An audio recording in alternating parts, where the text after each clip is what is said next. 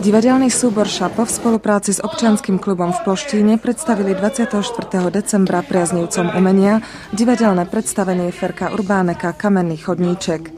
Hra o prísnom otcovi, ktorý bráni láske svojho syna s jeho milou, spestrila zimný sviatočný večer. Podobne to bolo aj v podvečer prvého sviatku Vianočného. Ľubelské ochotnícke divadlo Kolomana Ondreja Urbana predstavilo divákom novú divadelnú hru Emila Gollnera Ulička. Komédia v 3 dejstvách zachytáva obrázky zo života slovenskej dediny. 8 hercom a 3 režisérom, ktorí hru skúšali od septembra, prejavilo vďaku svojim potleskom približne 300 divákov. Ja si myslím, toto je tradícia a čo divadlo, to je super tu. Tak musíme chodiť.